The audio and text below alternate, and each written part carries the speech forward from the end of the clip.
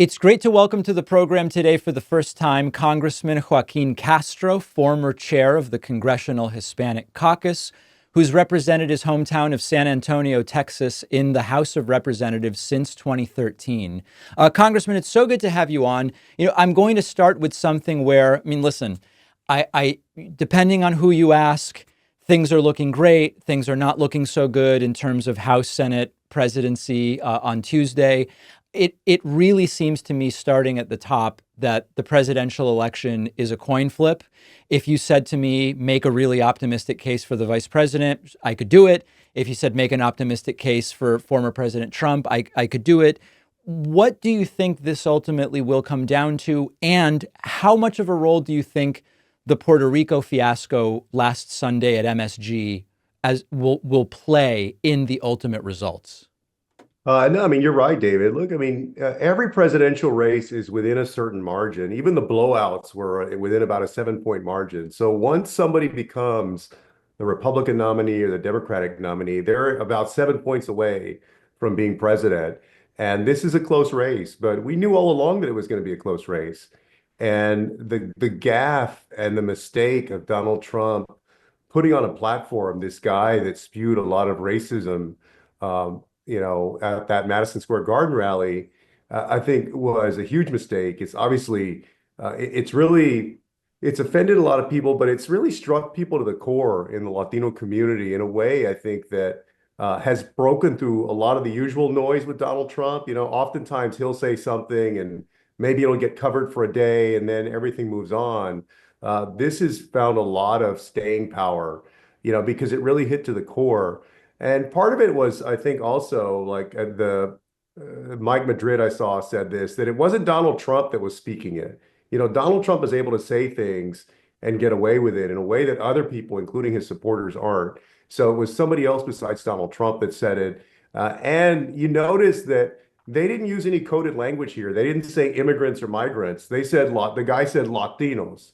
He was talking about Latinos and he was talking about Puerto Rico, all of Puerto Rico. And so, a lot of folks I've talked to in the community are just on fire about it.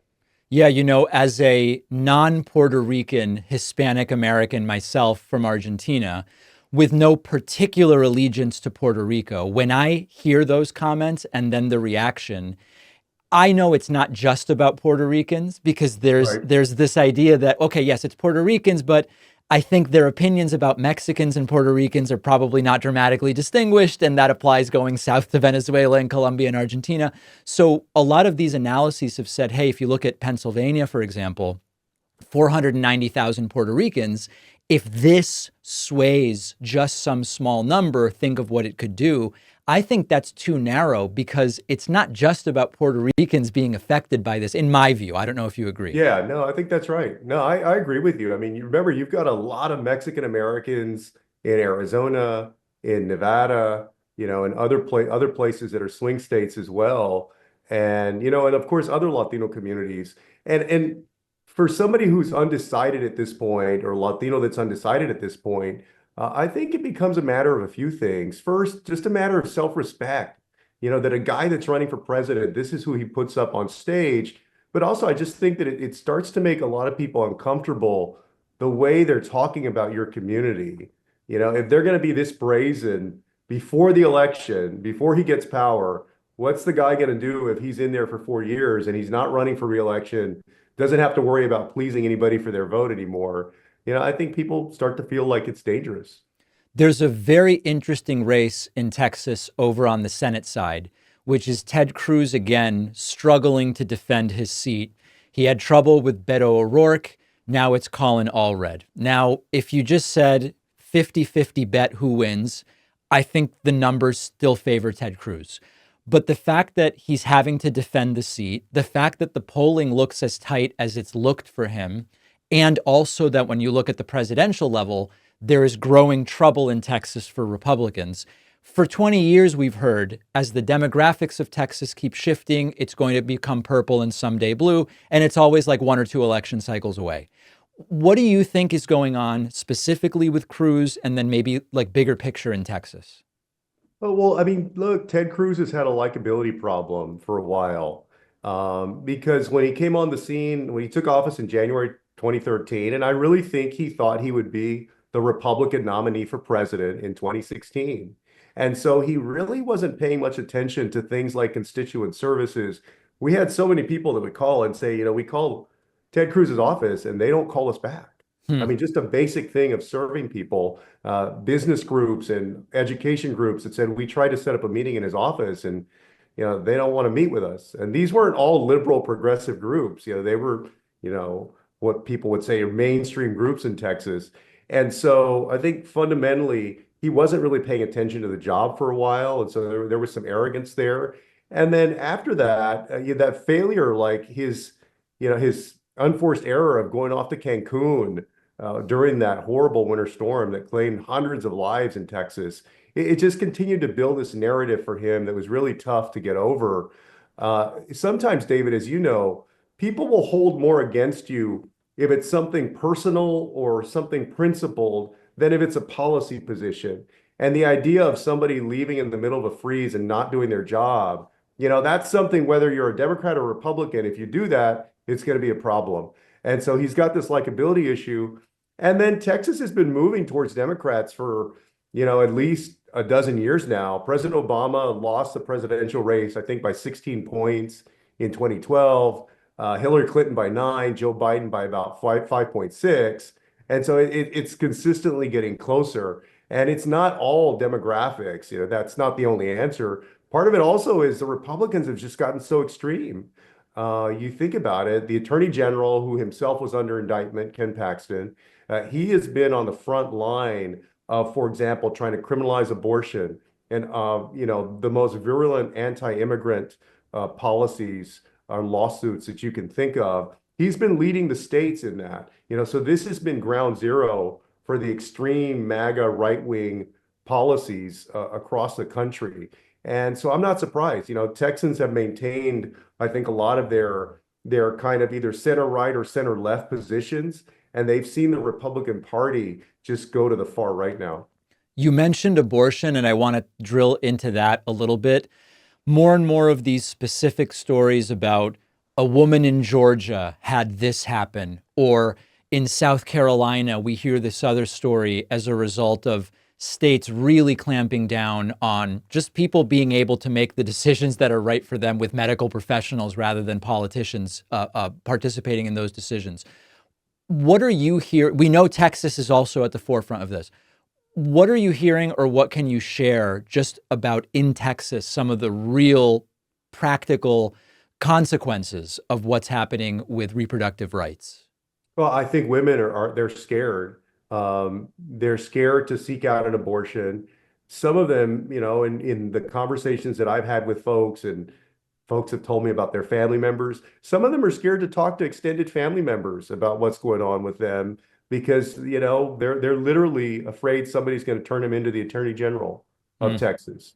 And so people are fundamentally worried. But unfortunately, I think that's exactly what some of these Republicans want. Some of the extreme Republicans want. They want people to be scared, and they also have gotten to a point. Some of them, not all of them, but some of them have gotten to a point where they believe that if you're a woman who wants to consider having abortion, don't stay in Texas, move out of state, go to California, go to New Mexico, go somewhere else. If you're somebody who needs food stamps and you don't qualify in Texas, just get out of here. If you're somebody whose kids need a certain healthcare coverage or medical services that aren't offered in Texas because we've rejected federal money, then get out of here. Go move somewhere else. They're almost trying to they're kind of disinviting people from staying in this state through their very harsh policies. And because they've been dominant in state politics now, for close to 25 or 30 years, they've gotten to a point of an incredible arrogance in just kind of shooing people off. If we zoom out a little bit and we could talk about Texas, but also nationally, there have been claims that this time around, the black vote is not going to be with Kamala Harris. And I look at the polling, I don't see that reflected in the polling. We've heard from Donald Trump and others that this time around, the Jewish vote is going to lean more heavily Republican. And I start with Black Americans and Jewish Americans because these are the two most reliable Democratic voting blocs. As a Jewish person myself, I couldn't tell you of a single Jewish person I know that's voting for Donald Trump, although I know they exist, but it doesn't seem reflected in the polls. When I look at the polls on the Latino vote, I do see a shift. I see numbers that now, it used to be, well, it's Cubans and Venezuelans that because of what happened in Cuba and Venezuela, they come to the US, they tend to support Republicans more than Democrats. But I'm hearing from Mexican Americans, I'm hearing from Colombians, and not so many Argentinians, but occasionally. Are you worried about what the numbers are looking like right now in terms of the expected Harris-Trump split with Latino voters? Well, I think she's going to do better than a lot of the prognostications early on. I mean, there were two recent polls that had her in the 60s. Actually, I think it was the Target Smart analysis that had her at about 62, with still some undecided or unaccounted for, and then an ABC poll that showed her at 64 now. So I still think I'm optimistic. I still think she's going to be approaching at least those Biden numbers. But no, I mean, look, the best I can make of it is this. Yeah, with a lot of Latinos, and I'll speak for the Mexican American community in Texas because you've seen some bleed off in the Rio Grande Valley, for example, and some of the rural areas in Texas. There's a lot of people who feel like they've been screwed by the system and like they've been left out, they're disadvantaged by it. And, just at this meta level, Donald Trump has this image of sticking the finger at the system.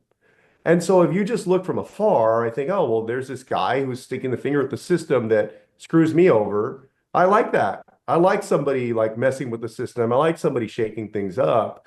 But, if you drill down to what he's doing, yeah, he's got no plans for anything.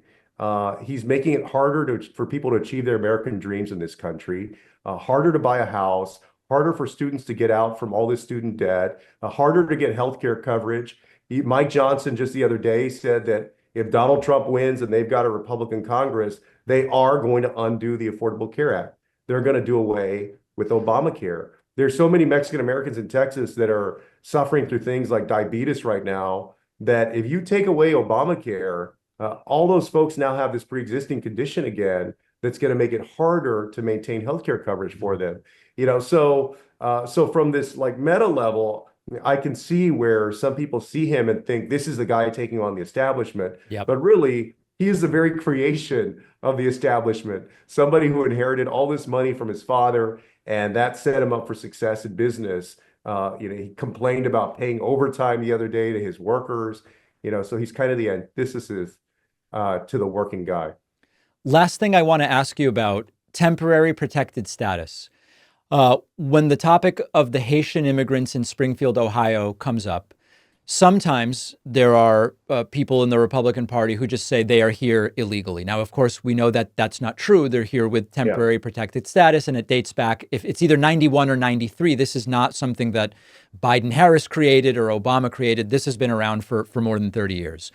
Then when confronted with that, Donald Trump and to some degree J.D. Vance have said, well, we're going to change that. And what that alludes to is deporting individuals who are here with legal status. Have you and your colleagues talked at all about how plausible is that could become a reality? Is there really a path to doing that?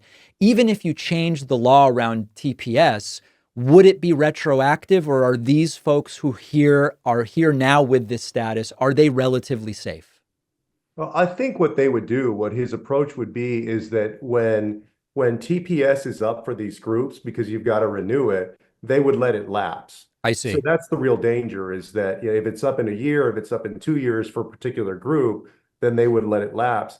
And that's consistent with what we hear about mass deportation also, just a very aggressive policy of going after anybody that they don't consider American.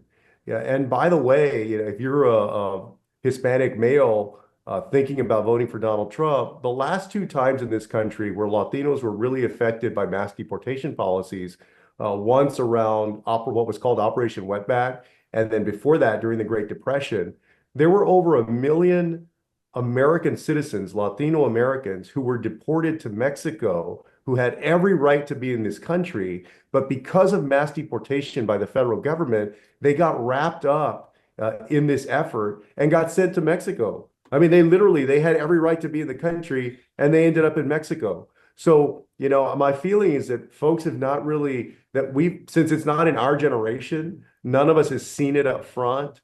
But that's what's at stake, is that a lot of people, or their mothers or their sisters or their godchildren, whoever it may be, are going to get wrapped up in these kinds of policies. Congressman Joaquin Castro, really appreciate your time today. Good luck on your race, and we're going to be following all of it very closely. Good to be with you.